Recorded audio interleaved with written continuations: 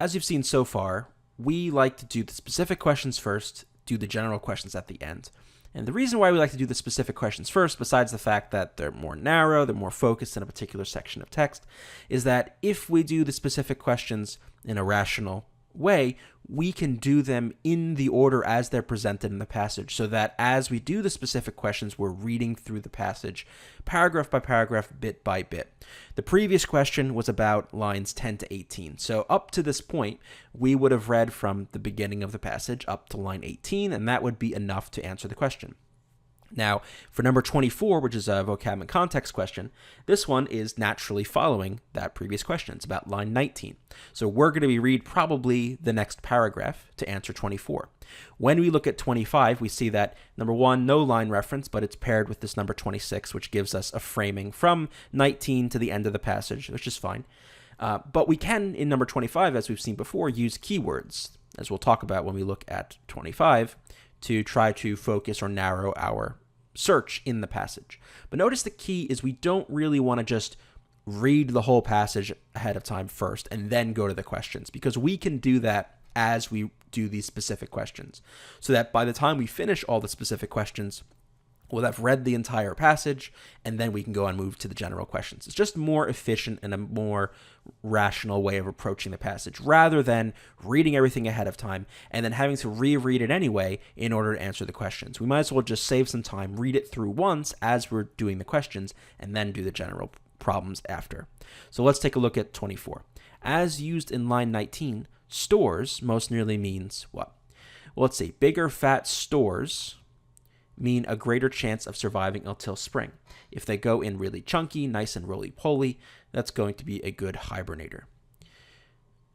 So what kind of word, phrase, or idea would we put in for this blank? Well, let's see. Bigger fat stores, bigger fat, how about supplies?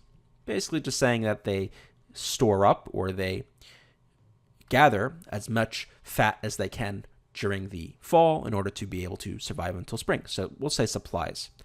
Let's look at the choices. Preservatives, bigger fat preservatives. That's a very strange word, not only because it doesn't fit in context, but if we put it in the sentence, it's just a strange phrase, right? Bigger fat preservatives. What are fat preservatives? How about B, reserves? Yeah, bigger fat reserves, right? Same thing as stores, right? Something being saved for later, mean a greater chance of surviving until spring. So B looks good. Bigger fat stacks. I mean, we're not really stacking fat. That's a bit strange. Again, it's not as good as reserves. Doesn't mean something like stores or supplies. And bigger fat shelters. Well, they're not sheltering the fat. They're storing it, I guess, obviously inside of them, inside their fat cells. So that doesn't make any sense. Best choice here is B. So now that we've done number 24, we've read up to here. And from this point on, to answer number 25, we're going to read from, let's say, 23 to the end of the passage, or until we find the answer. So notice when we're basically going to be reading the rest of the passage at this point, but we're reading it with a question in mind. We're not reading it just to get a main idea or to just read it through once. We're reading it with a goal, and that's the key. Whenever you're reading the passage, you want to be looking for something.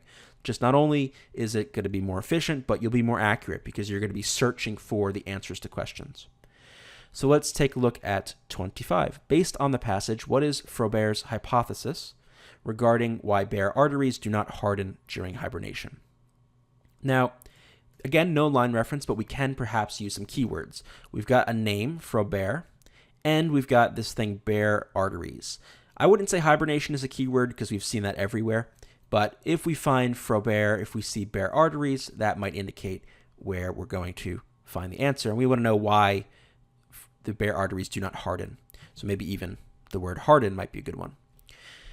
So, skimming through the passage, we know it's going to be between 19 and 76. We've already cut off this part of the passage. So, we would go ahead and we would read. And when you would read, once you would get closer to the end, we see not only Frobert. I mean, Frobert is throughout the entire passage. So that's not a very good keyword. But we do see some keywords in here that might indicate our answer is going to be in this part of the passage. We see artery hardening. We see hardened arteries. So all this stuff might be a good idea, might be a good place to look. So again, we would have read, I'm not going to do it just to save time, but we would have read from 23 all the way to the end. And when we have reached this point, because we were looking for the answer to this question, hopefully we would notice that this is a good place to really pay attention. So what is Frobert's hypothesis regarding why bare arteries do not harden? Let's see. Even healthy young adult humans can develop fatty streaks in their arteries that make the blood vessels less flexible, but the bears don't build up such artery hardening streaks. Our bears, they had nothing, Frobert says.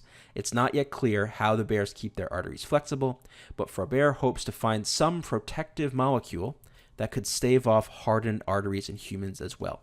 So there we go. His hypothesis is that there's some protective molecule that's preventing their hardening.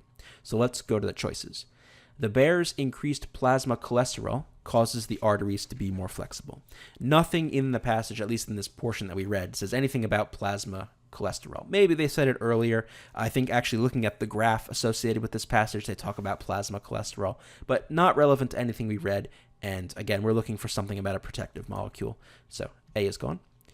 Sluggish circulation pinches off the blood vessels rather than hardening the arteries. Doesn't mention that. In order for B to be right, you'd have to see that in the passage. Bears exercise in short, infrequent bursts during hibernation, which staves off hardened arteries. Doesn't mention that. Bears possess a molecule that protects against hardened arteries. Yeah, exactly. That's the hypothesis. We see that exactly in this last part of the passage. So we're going to go with choice D. And as you can see for 26, the answer is going to be choice D here as well, because we're looking for this section of the text. But let's check the rest of the choices just to double check. So 19 to 20. Well, we already read this one. It says bigger fat stores mean a greater chance of surviving until spring. It says nothing about hardening arteries. 24 to 27. The brown bear's cardiologist Ole Frobert studies pack on the pounds by chowing down on up to 40 kilograms of blueberries a day. Very nice fact, but nothing about hardening arteries. 69 to 72.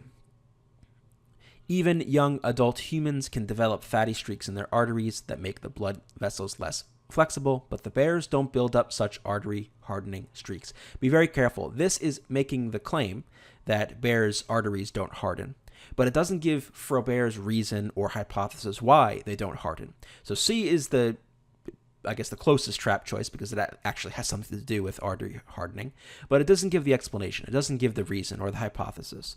So that's why we get rid of C, and we go with D. To learn more about Reason Prep's SAT, SAT subject test, and ACT video courses, go to reasonprep.com/enroll, and you can find the link in the description below the video.